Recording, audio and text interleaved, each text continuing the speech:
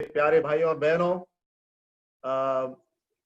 विभिन्न असेंबली से इस सभा में नियमित रूप से आप उपस्थित होते हैं। बहुत खुशी की बात है इस प्रकार से एक दूसरे के साथ संपर्क में रहना और संगति में रहना। ये बहुत ही एक खुशी की बात है प्रियो।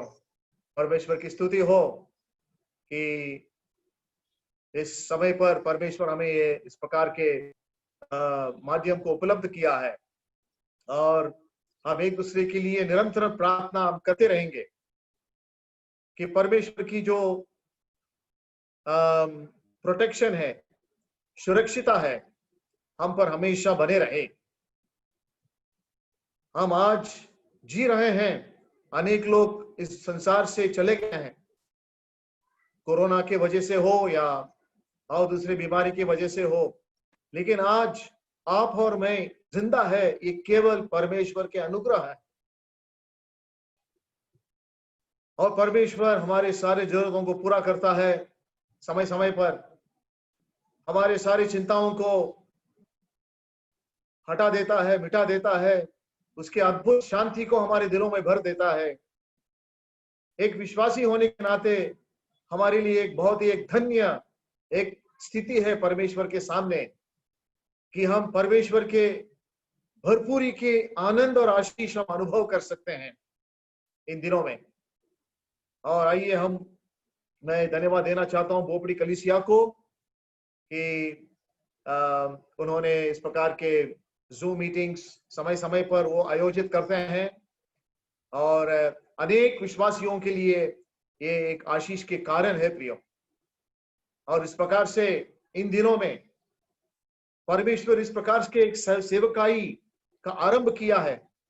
ये मैं समझता हूं कि ये हमारे परमेश्वर की एक दैवीय योजना है जो इसके पहले नहीं हुआ करता था, कि अभी इस प्रकार से परमेश्वर ने इंटरनेट के माध्यम से एक नया एक सेवकाई शुरू किया है। और मैं प्रार्थना करता हूं कि इसी प्रकार से ये जारी रहेगा और अनेक विश्वासियों को इसके माध्यम से आशीष प्राप्त होगा। तो मैं धन्यवाद देना चाहता हूं मेरे सारे भाई बहन जो विभिन्न असेंबली से इकट्ठा हुए हैं। आपके विभिन्न शहरों में आप परमेश्वर के लिए एक साक्षी करके खड़े हैं प्रियो। और मैं समझता हूं कि परमेश्वर का नजर, उसके कृपा दृष्टि आप पर हमेशा है और आपके सेवकाई पर परमेश्वर बहुतायत से आशीष उंडेलेगा और विश्वासियों के विश्वास का बढ़ावा होगा, मजबूती होगा और कलीसियाओं को जो ऐक्यता और एकजुटपन जो है वो और भी मजबूत होते जाएगा। और जैसे कि पौलुस लिखता है कुरिन्थियों की पहली पत्री और उसका 15 अध्याय में और 58 वचन में, 1 Corinthians 15:58, बी स्टेडफास्ट अनमूवेबल, आप स्थिर और दृढ़ रहो और किसी भी बात आपको हिला न जाए। प्रभु के सेवकाई में और बढ़ते जाओ, क्योंकि आपको ये मालूम है कि आपके जो श्रम है प्रभु में वो व्यर्थ नहीं है। प्रियो, ये आपका अनुभव है और मेरा अनुभव है कि हम छोटे से छोटे श्रम जो प्रभु के लिए हम हमारे सेवकाई में हम करते हैं वो कभी भी प्रभु में व्यर्थ नहीं होगा। तो इन शब्दों से आइए हम जाएंगे। हमारे जो बाइबल स्टडी जो अभी कंटिन्यू हो रहा है, पेत्रस की पहली पत्री और उसकी 3रा अध्याय, और जो हमने पिछले गुरुवार को हमने मनन किए हैं उससे बढ़कर हम आगे जाएंगे, क्योंकि हम पर थोड़ा सा जो विषय है, पेत्रस हमारे लिए जिन बातों को लिखता है हमारे आत्मिक जरूरतों के लिए, he is writing for our spiritual need. हमारे आत्मिक जरूरतों के हिसाब से पेत्रस पवित्र आत्मा के प्रेरणा से वो लिखता है। और जैसे कि हम पढ़ते हैं, ये हमें मालूम होता है कि यहां पर मेरे लिए एक जरूरी है, this is my need. Peter is writing for our spiritual encouragement, हमारे उत्तेजना के लिए वो लिखता है. Peter is writing for our spiritual enrichment, हम वचन में बढ़े और भरपूरी से हम आशीष पाए, to be enriched by the word of God. और Peter is writing for our enlightenment, ताकि वचन की प्रकाश हमारे जीवनों में पड़े. क्योंकि उसके प्रकाश जब तक पड़ता नहीं हमारे जीवन में, हमारे आत्मा में, हमारे अंतःकरण में और हमारे सद्विवेक में, तब तक हमारे चरित्र का बदलाव हो नहीं सकता. Praise the Lord. इसलिए आज जो कुछ परमेश्वर ने हमें समझ बुद्धि दिया है प्रियो, हम कुछ बड़े स्कॉलर नहीं है, हम सीधे साधे मामूली इंसान हैं. तो हम सिंप्लिसिटी, क्लैरिटी और ब्रेविटी में हम इसको मनन कर रहे हैं.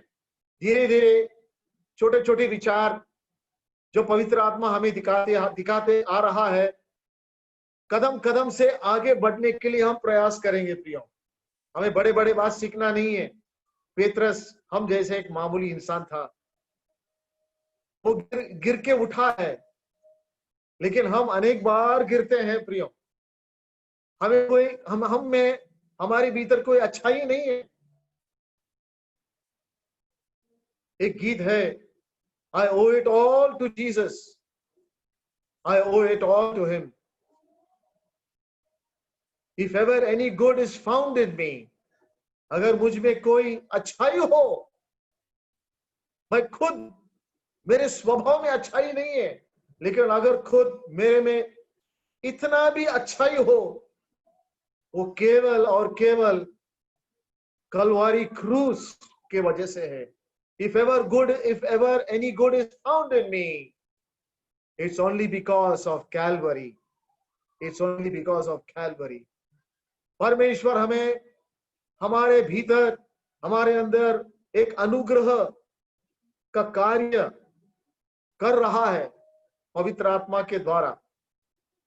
वो हमें सुधारना चाहता है. हम उसके बच्चे हैं, गलतियां होती रहते हैं प्रियो, लेकिन अपने वचनों से, अपने आत्मा से परमेश्वर बड़े प्यार से हमें सिखाता है, चेतावनी देता है, सुधार लाता है. थोड़ा सा यहां वहां परमेश्वर थोड़ा सा टैपिंग करता है, थोड़ा दुख होता है ना, लेकिन हमारे लिए अच्छा है, क्योंकि उसमें से The Lord corrects us because he loves us. हमारे स्वर्गीय पिता हमसे प्यार करता है, इसलिए हमें चिताता है, हमें सुधारने के लिए. He corrects us. और इन वचनों में आज जैसे हम मनन करेंगे प्रियो, थोड़ा सा विचारों को मैं आपके सामने पेश करूंगा, जो मेरे जीवन के लिए आशीष के कारण बने. तो मैं समझता हूं कि हमारे जीवन में जरूर ऐसा परमेश्वर सुधार लाएगा कि उसकी महिमा हो जाए. तो आइए पहले पेत्रस 3 अध्याय में से हम पढ़ेंगे 16 और 17 वचन. इन वचनों का इंट्रोडक्शन, परिचय मैं पिछले गुरुवार को मैं दिया हूं. 16, 17 और हम 18 वचन का इंट्रोडक्शन हम देखकर इस संदेश को समाप्त करेंगे.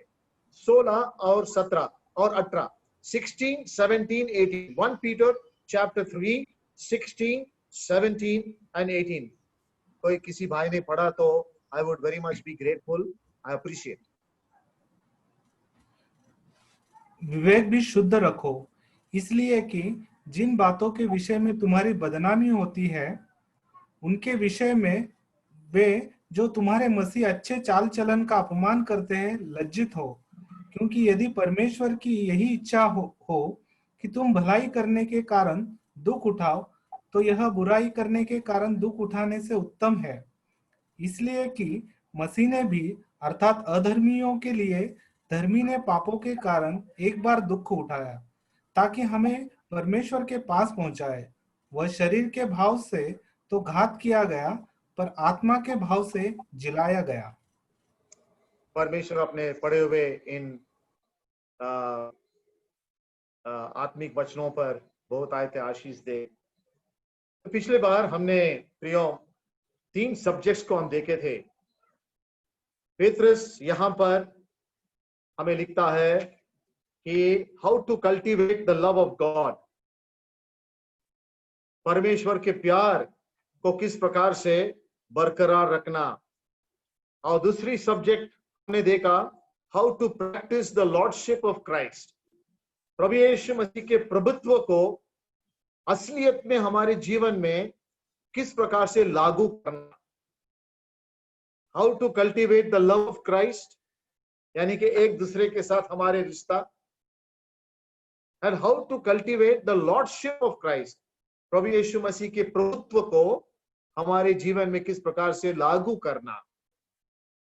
कुछ बातों को हम देखे हैं और मैं समझता हूं कि उन बातों से हम सबको जरूर आशीष प्राप्त हुआ होगा। ये जो 2 वचनों में 16 और 17 में तीसरा तो सब्जेक्ट जो पेत्रस लिखता है, how to maintain a good conscience, एक अच्छा सद्विवेक किस प्रकार से बरकरार रखना। ऐसी कुछ बातें हैं एक विश्वासी के जीवन में जो अदृश्य है लेकिन वो कार्यरत है, जैसे कि विश्वास। आपका और मेरे विश्वास, ये जो बहुत बड़े एक मूल्यवान ऐसा एक गुण है, कोई देख नहीं सकता, लेकिन उसका फल हम देख सकते हैं। उसकी कृति, विश्वास की कृति को हम देख सकते हैं लेकिन विश्वास को नहीं देख सकते। दूसरी बात, विवेक, कॉन्शियंस, वो अदृश्य है लेकिन कॉन्शियंस का कार्य बहुत गहरा है एक विश्वासी के जीवन में। The effect of a conscience in a believer's life is very powerful and very deep. जब हमारा उद्धार होता है, परमेश्वर हमारा विवेक को जागरूक करता है, संवेदनाशील कर देता है। उद्धार के पहले जब हमारा नया जन्म नहीं हुआ तो हमारे कॉन्शियंस डेड था, यानी कि without any sensation. Conscience which has no sense, that is called nonsense. लेकिन उद्धार के बाद हमारा विवेक जागरूक होता है और वो संवेदनाशील हो जाता है, सेंसिटिव हो जाता है, एक्टिव हो जाता है, सेंसिटिव हो जाता है। और वो कॉन्शियंस, गुड कॉन्शियंस, सद्विवेक कैसा बरकरार रखना, परमेश्वर अपने कॉन्शियंस को बहुत बारीकी से देखता है। और इसलिए यहां पर 16 वचन में पेत्रस लिखता है, और विवेक भी शुद्ध रखो, विवेक भी शुद्ध रखो। एक शुद्ध जीवन एक मसीही जीना चाहिए, पवित्र जीवन जीना चाहिए। तो हमारा सबसे पहला हमारे विवेक शुद्ध होना जरूरी है प्रियो। विवेक से बहुत चीजें बाहर निकलते हैं। विवेक और हमारे विचार में कनेक्शन है, विवेक और हमारे मोटिव्स यानी कि उद्देश्य, उसमें कनेक्शन है, विवेक और हमारे एक्शंस में कनेक्शन है। विवेक और हमारे डिजायर्स में कनेक्शन है। इसलिए शुरुआत कहां से होता है? विवेक, conscience. Conscience is a very sensitive area in a person's personality. विवेक एक व्यक्ति की जो व्यक्तिमत्वता है उसमें एक बहुत ही संवेदनशील एक भाग है। उसको संभाल के रखना बहुत इंपॉर्टेंट है, क्योंकि उसमें अच्छा परिणाम भी हो सकता है और उसके वजह से दुष्परिणाम भी हो सकता है। तो पेत्रस यहां लिखता है, एक विश्वासी विवेक भी शुद्ध रखो। क्यों? जब हम इस समाज में, इस संसार में विपरीत परिस्थितियों को सामना करते हैं, विपरीत लोगों को सामना करते हैं, विपत्ति और सताव को सामना करते हैं, तो डायरेक्टली हमारा कॉन्शियंस पर इफेक्ट होता है। How our conscience responds and reacts, that will dictate how we act in a particular situation. Very important, isn't it? You get the point? अनेक बार विश्वासी लोग इसमें ठीक तरह से उनमें समझ नहीं करके कंफ्यूजन के वजह से वो गिर जाते हैं। अगर हमने हमारे कॉन्शियंस को ठीक लेवल पर, बराबर स्तर पर हम रखे, तो हमारे जीवन में बहुत बड़ा आशीष प्राप्त होगा। हमारे परिस्थिति को हम अलग नजरिया से हम देखेंगे। प्रियो, everything begins with a good conscience. इसलिए वो कारण बताता है कि जिन बातों के विषय में, 16 वचन, तुम्हारी बदनामी होती है, उनके विषय में वे जो मसीह में तुम्हारे अच्छे चाल चलन का अपमान करते हैं। वो एक एक वर्ड इस वचन में बहुत इंपॉर्टेंट है। वो देखो, अंडरलाइन करो आपकी बाइबल्स में। जिन बातों के विषय में तुम्हारी बदनामी होती है, ये सच अनुभव है एक विश्वासी जीवन में। कैसे भी हो, हम सीधा रास्ते में चलने के लिए हम प्रयास करते वक्त, नीतिमान के रास्ते में जाते वक्त, धार्मिकता के रास्ते में जाते वक्त, एक विश्वासी के प्रयास उस मार्ग में चलना होना चाहिए, ये जरूरी है। लेकिन दिक्कत क्या होता है?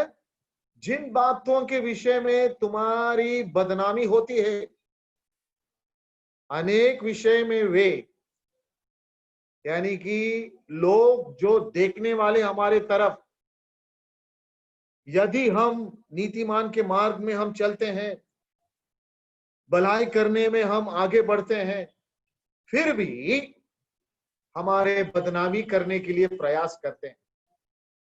और इसमें दोनों गट है, विश्वासी भी हो सकता है, अविश्वासी भी हो सकता है। समझ में आया ना? तो उसको हम कैसा सामना करना, उसको हम कैसा रिएक्ट करना। पेत्रस लिखता है कि तुम्हारे जो सद्विवेक को शुद्ध रखो, तुम्हारे विवेक को शुद्ध रखो। बाहर कितना भी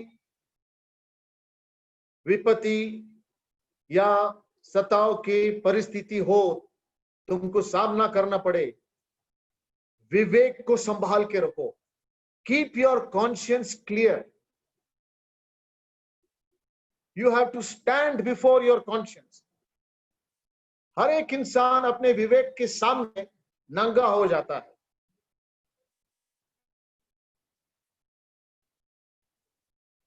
तो ये समझने में, एक विश्वासी को इस बात को समझना ये बहुत अति महत्वपूर्ण है। ये इसलिए लिखता है पेत्रस, क्योंकि उसके खुद के जीवन में ऐसे कुछ अनुभव उसने पाया कि उसके खुद के कॉन्शियंस, पेत्रस का विवेक ने उसको ठेंच पहुंचाया। उसका विवेक उसको जागृत किया। पेत्रस का विवेक ने पेत्रस के दिल में कार्य करने लगा और बताया उसको कि तुम गलत हो। तो उसके मन में दोषी का भाव निर्माण हो गया। अपने आप को वो गिल्टी समझने लगा कि मैंने उस वक्त मेरा प्रभु यीशु मसीह को मैंने डिनाई किया। और वो अनुभव का जो स्मरण, जो याद है, वो जिंदगी भर पेत्रस के साथ था। इसलिए पेत्रस अपने विवेक को संभालने में और जो विश्वासियों को लिखता है उनके विवेक के बारे में इतना वो लिखता है साफ। और हमारी सेवकाई में, हमारी गवाही में और हमारी चाल चलन में, हमारी सेवकाई में, हमारी गवाही में और हमारे चाल चलन में, in our ministry, in our witness and in our way of living, our conscience plays a very important part. इसलिए वो लिखता है, मसीह यीशु में तुम्हारे चाल चलन का अपमान करते हैं। प्रियो, मसीह यीशु में अपना चाल चलन ये होना जरूरी है। Our good behavior, our good conduct in Christ. A believers must realize that his good conduct is not because of him, it is because he is in Christ. If any man be in Christ, कुरिन्थियों की दूसरी पत्री और 5 अध्याय और 17 पढ़ेगा, 2 Corinthians 5:17.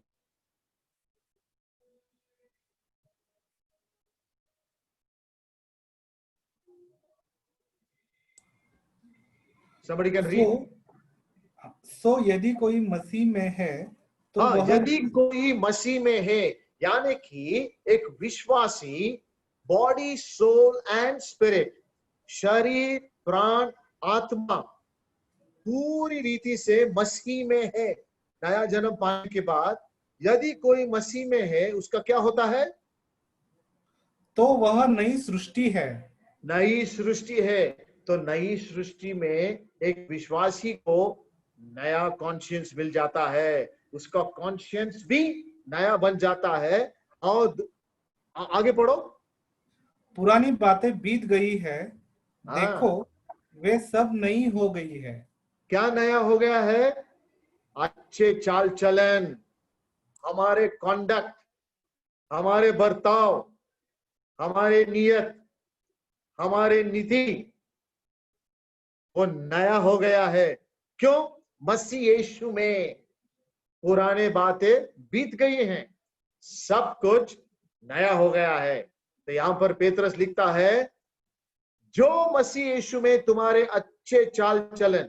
प्रियो, अगर हम मसीह यीशु में है, कभी कभी हमारा चाल चलन जो है उसमें गड़बड़ियां हो जाते हैं। ये हमें मालूम है। रोज के जीवन में चाल चलन, our way of living, our nature, our conduct, our behavior, हमारा जो रहन सहन, हमारा दैनिक जीवन में जो स्वभाव तो हम प्रदर्शित करते हैं, that has got direct link to our conscience. Good conscience will result in good conduct. Petrus यहां पर एक बहुत गहराई का सच्चाई हमें बताता है। If you want to have a good conduct,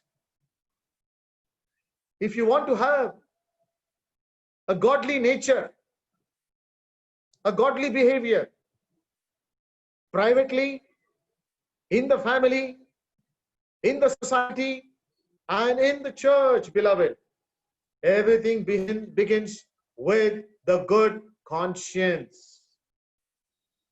We must always try to keep our conscience pure. Petrus कहता है कि तुम्हारे विवेक शुद्ध रखो और तुम्हारे मसीह में चाल चलन हमेशा अच्छा रहेगा। मसीह में तुम्हारे अच्छे चाल चलन, हमारा चाल चलन अच्छा कभी हो सकता है? when can our conduct be good? Only when it is Christ. इसलिए एक विश्वासी को हमेशा याद रखना चाहिए, मैं मसीह में हूं। जब मैं सताव को सामना करता हूं, जब मैं संकट की समस्या और उसको मैं सहन करता हूं, मैं मसीह में हूं। when I am facing difficulties, oppositions, trials, a believer must realize that मैं मसीह में हूं। और तब क्या होता है? परिस्थिति और हालात हमारे चाल चलन को बिगाड़ नहीं सकता। Very often the circumstances spoil our conduct. The circumstances should not dictate our conduct. Our good conscience must dictate our conduct. समझ में आया?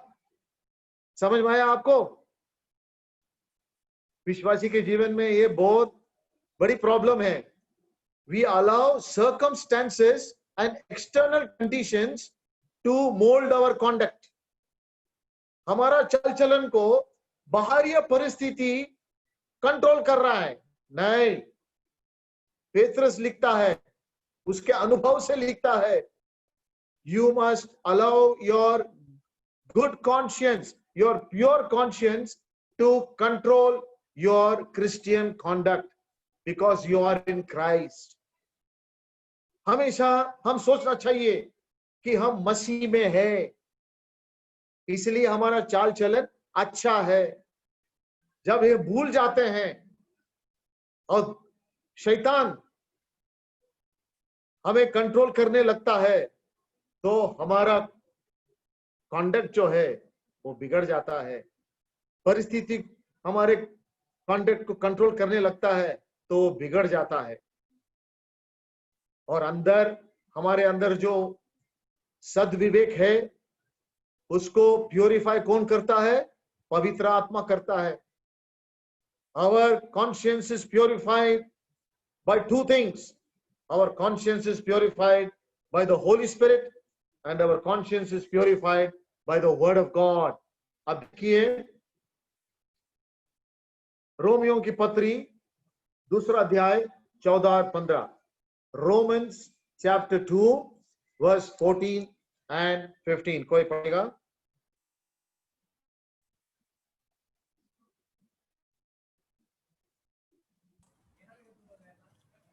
फिर जब अन्य जाति लोग जिनके पास व्यवस्था नहीं, स्वभाव से ही व्यवस्था की बातों पर चलते हैं, तो व्यवस्था उनके पास न होने पर भी वे अपने लिए आप ही व्यवस्था है। वे व्यवस्था की बातें अपने अपने हृदयों में लिखी हुई दिखाते हैं और उनके विवेक भी गवाही देते हैं और उनकी चिंताएं परस्पर दोष लगाती है या उन्हें निर्दोष ठहराती है।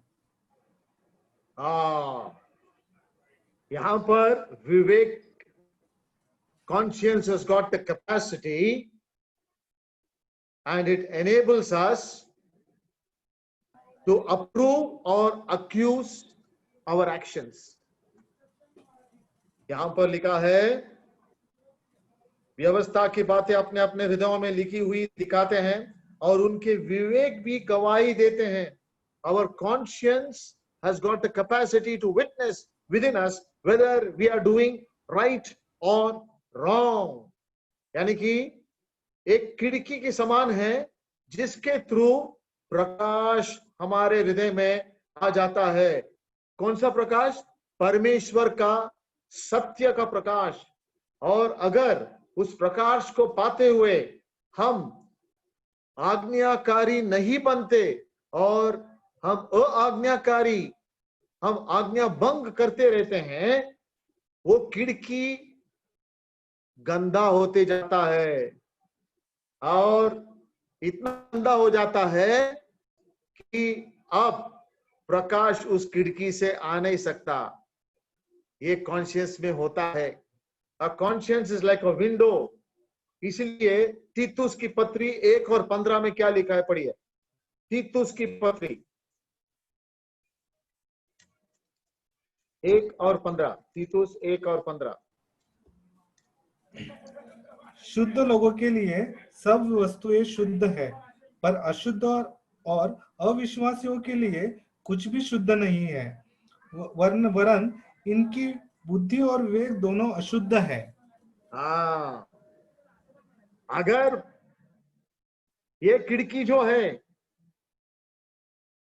हमारे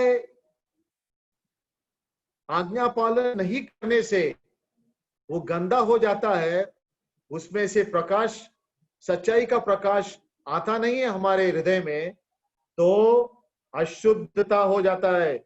उनकी बुद्धि और विवेक दोनों अशुद्ध है। अशुद्ध विवेक। और ये इतना खराब हो जाता है प्रियो। ये बुराई और अच्छाई में कोई फर्क नहीं होता है। और हम ये हमारे कॉन्शियस में जो सेंसिटिविटी चला जाता है। और इसलिए पहले तिमोथी 4 और 2 पॉल क्या लिखता है, 1 तिमोथी 4 and 2, कि तू वचन का प्रचार कर समय 1 तिमोथी chapter 4 and verse 2। यह उन झूठे मनुष्यों के कपट के कारण होगा जिनका विवेक मानो जलते हुए लोहे से दगा गया है। दगा गया है, जलते हुए लोहे से जगा गया।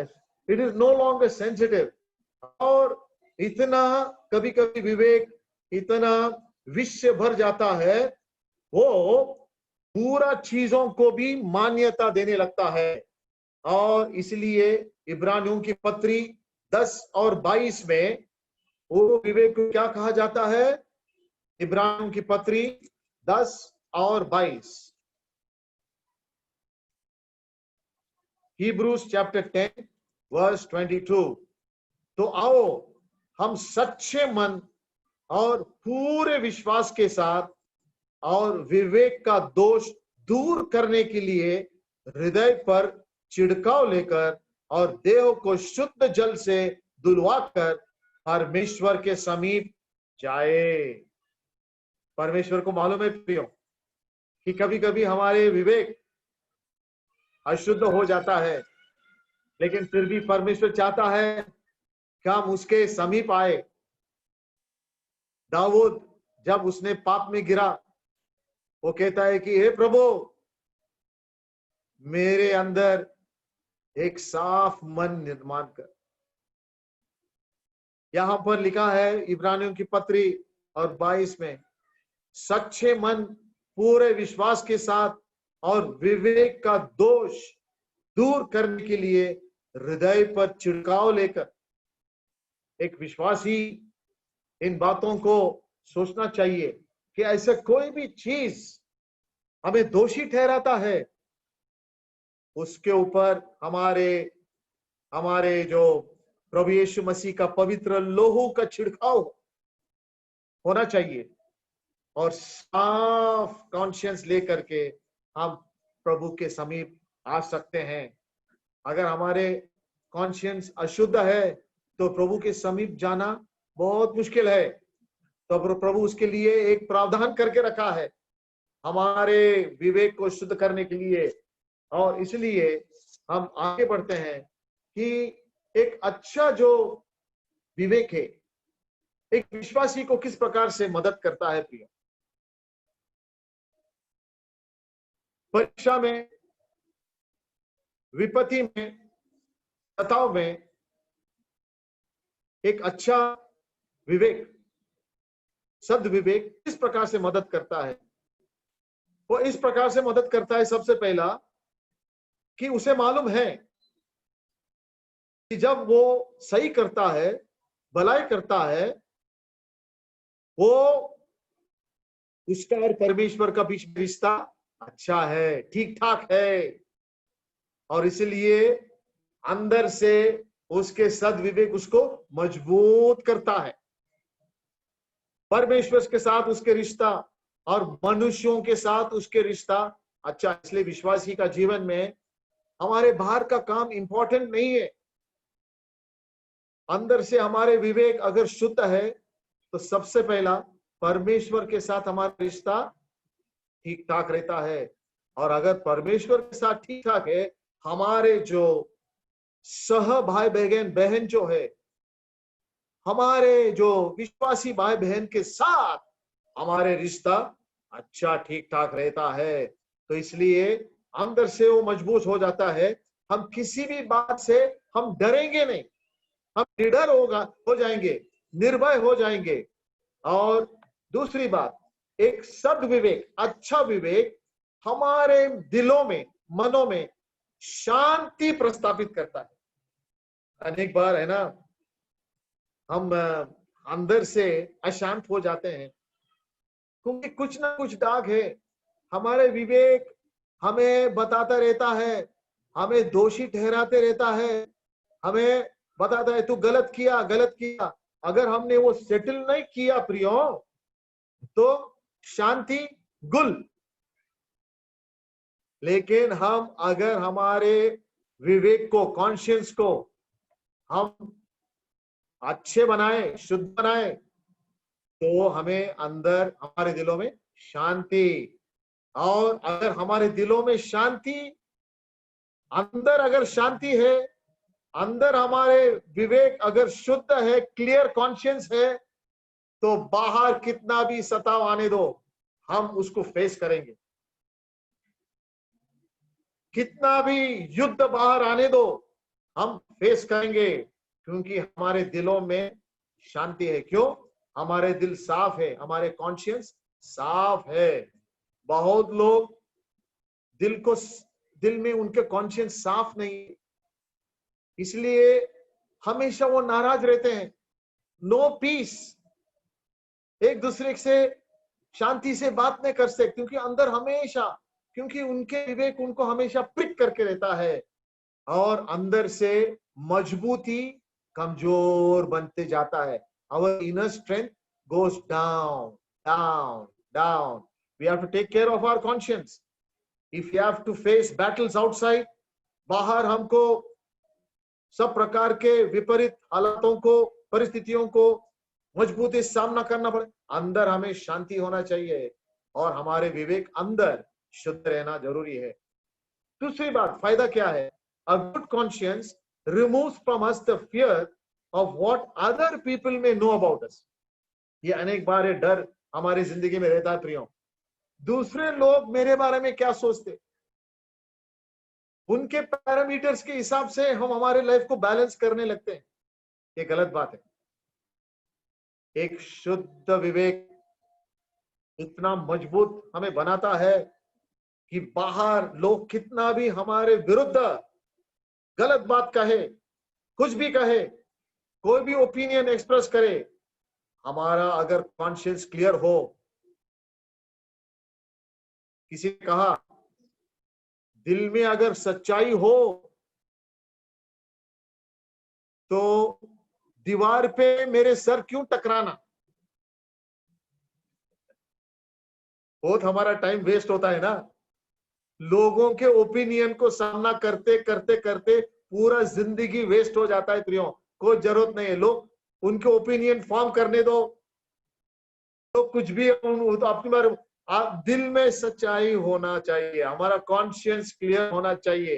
ये आपका अनुभव है, ये मेरा भी अनुभव है। लेकिन हम कितना कमजोर हो जाते हैं, लोग क्या कहेंगे, ये मैं कोशिश कर रहा हूं फिर भी वो क्या करता है, मेरे विरुद्ध बात करता है, मेरे विरुद्ध रिपोर्ट लिखता है। ओ प्रभु न्याय करने वाला है। प्रभु क्या न्याय करेगा? सबसे पहला तुम्हारे कॉन्शियंस को देखेगा। प्रभु बोलेगा तुम्हारा कॉन्शियंस तुमसे बात करता है। अगर तुम अंदर क्लियर हो, बाहर कोई भी तुमको हिला नहीं सकता। You can face any battle if you are strong inside. अंदर अगर आप मजबूत हो तो बाहर कौन सा भी युद्ध है उसका सामना तुम विजयता से कर सकते हो प्रियो। ये पेत्रस ने लिखा है, ये सच बातें हमारे जीवन में। शैतान जब प्रभु हमारा जीवन में प्रभु है, हम सिर्फ प्रभु से डरेंगे। लोग क्या बोलते हैं उससे डरने का जरूरत नहीं है, उसके दबाव में आने का जरूरत नहीं है। प्रभु हमारे जीवन में प्रभु है, उसको डरेंगे। और इसलिए भजन लिखने वाला भजन 118 और 6 में क्या लिखता है, पढ़िए। भजन 118 और 6। तो दाऊद के बारे में लोग कितना बोल रहे थे, वो ऐसा है वैसा है, उसके दुश्मन कितना धमकी दे रहे थे, दाऊद को कितना परेशान कर दिया उनके दुश्मनों ने। लेकिन दाऊद हमेशा परमेश्वर यहोवा के चरणों में आके बोलता, प्रभु मुझे तू जानता है, मेरे अंदर से जानता है, मेरे बाहर से भी जो जानता है, प्रभु मैं कौन हूं तू जानता है, मेरे दुश्मन मुझे क्या कर सकता है। पढ़िए।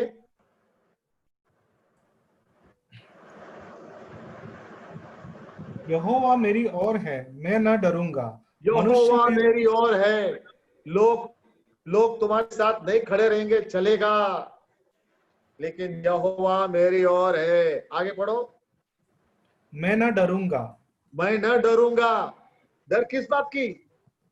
इसमें पेतरुस लिखता है, तुम क्यों डरते हो? क्यों डरने का? लोग कुछ भी बोलने दो, तुम्हारे कॉन्शियंस अगर क्लियर है, तुम क्यों डरते हो? प्रभु के सामने तुम्हारा कॉन्शियंस क्लियर है, प्रभु के सामने तुम्हारा कॉन्डक्ट क्लियर है, तो प्रभु के सामने तुम्हारा कैरेक्टर क्लियर हो जाएगा। प्रभु की स्तुति हो। समझ गया? In the sight of the Lord, your conscience is clear. In the sight of the Lord, your conduct is clear. Therefore, in the sight of the Lord, your character is clear. It is approved. हमारा चरित्र का मान्यता प्राप्त होता है। आगे पढ़ो। मनुष्य मेरा क्या कर सकता है? मनुष्य मेरा क्या कर सकता है?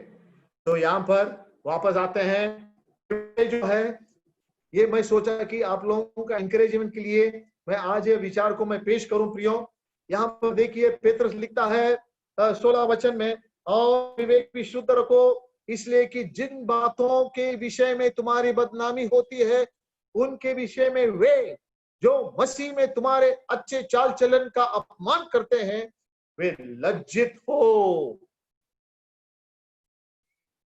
लज्जित हो।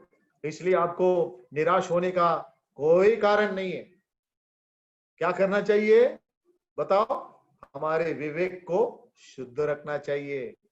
हमारा विवेक शुद्ध रहेगा तो हमारा चाल चलन अच्छा बनेगा मसीह में।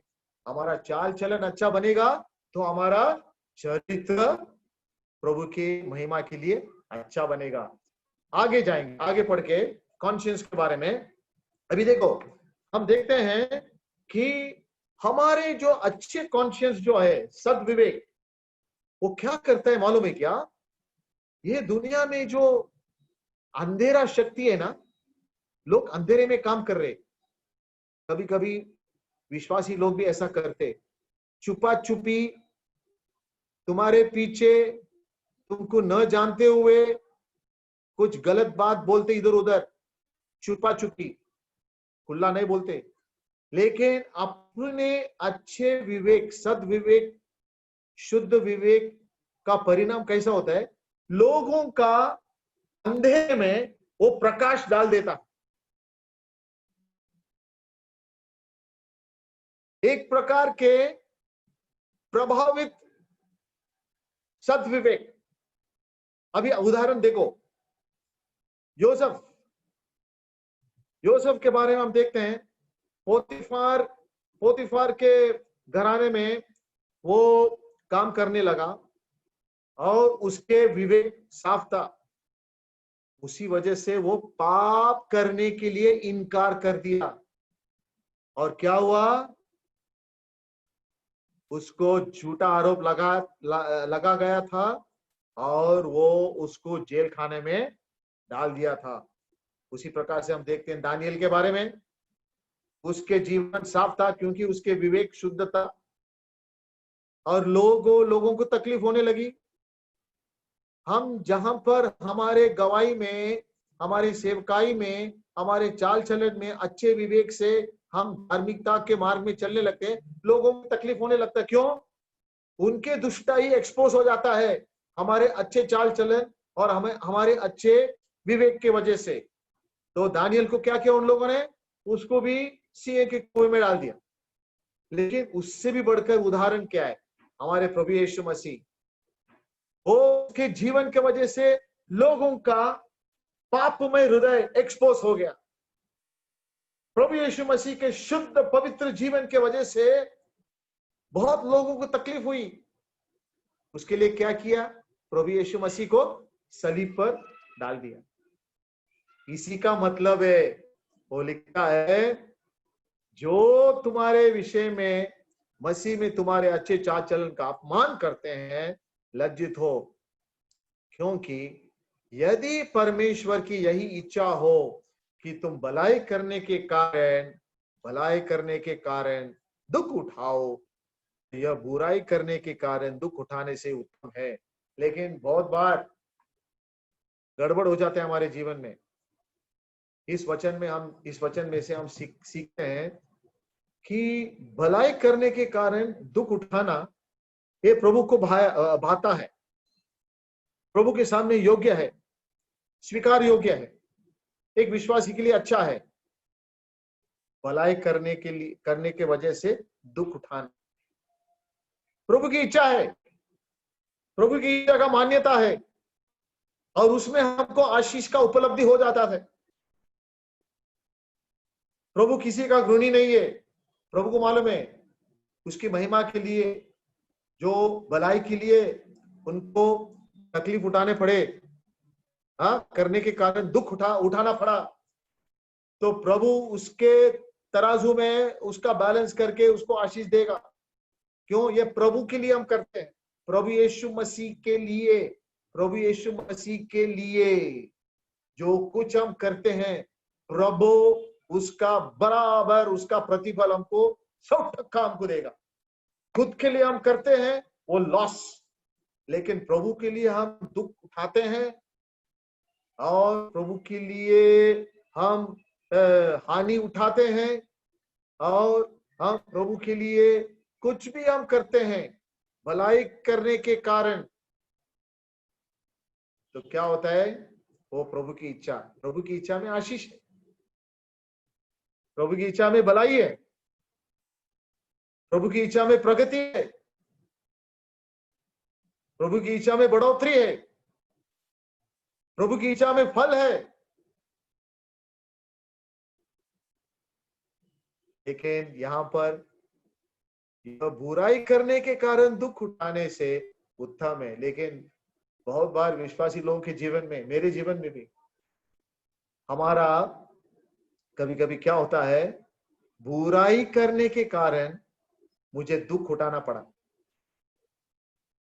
बुराई मैं करता हूं, उसके लिए अगर मैं दुख उठाता हूं, कभी कभी क्या होता है, बुराई मैं करता हूं और दोष दूसरे के ऊपर लगा देता हूं।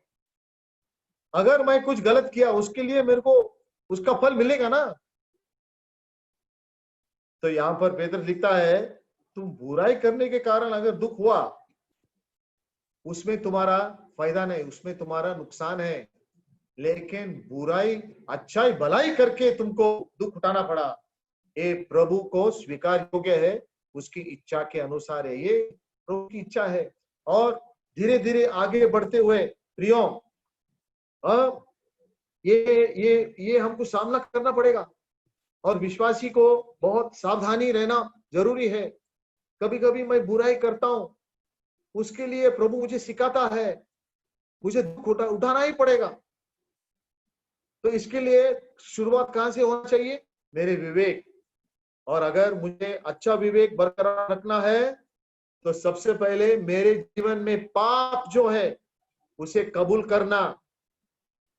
पहले Yohan 1:9, if we confess our sins, he is faithful and just to forgive us our sins and to cleanse us and from all unrighteousness. अगर हम नम्रता से हमारे अंदर की पापों को कबूल करेंगे तो विश्वास योग्य हमारे पापों को क्षमा करने के लिए और हमारे सारे पापों को अपने लहू से शुद्ध करने के लिए और हमारे विवेक को साफ करने के लिए। इसलिए हमारे खिड़की को साफ रखना हमेशा जरूरी है। पवित्र वचन, परमेश्वर का वचन के साथ हमारे वक्त बिताना और हमेशा जो अंदर की खिड़की जो है वो साफ रखना और उसके वचन की सच्चाई का आज्ञा पालन करना। और अगर हम इस बात करेंगे तो हमारी गवाही, हमारे साक्षी, हमारे सेवकाई, हमारे चाल चलन और हमारे चरित्र हमेशा स्ट्रॉन्ग रहेगा। We will have a strong testimony for the Lord Jesus Christ. आइए प्रियो, यहाँ पर मैं बंद करता हूँ। वचन 16 और 17 पर हम आज बंद किए हैं, लेकिन प्रभु की इच्छा हो कि अगले सप्ताह से ये अध्याय का 1 Peter chapter 3 का लास्ट सेशन होगा, यानी कि 18 से लेकर के 22 तक।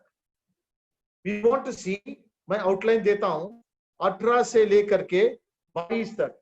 आप अपने घरों में इस पोर्शन को पढ़कर तैयारी से अगले गुरुवार को आना। इसमें से हम क्या देखेंगे? प्रभु यीशु मसीह की सेवकाई 18 से लेकर 22 तक, उसके मृत्यु, उसके पुनरुत्थान, उसके ऊपर उठाना और स्वर्ग में प्रवेश करना और स्वर्ग में उसका सेवकाई क्या है, और जब और नोवा उसके सेवकाई और एक विश्वासी उसके सेवकाई। तो ये सारे बातों को हम प्रभु की इच्छा हो तो 18 वचन से लेकर के 22 वचन तक हम अगले गुरुवार को प्रभु की इच्छा तो मनन करेंगे। इस संदेश को सुनने के लिए आप बहुत बहुत धन्यवाद और सब पर प्रभु की आशीष हो और एक दूसरे के लिए हम प्रार्थना करते रहेंगे। सबको जय मसीह की, प्रभु के नाम की महिमा हो। Thank you.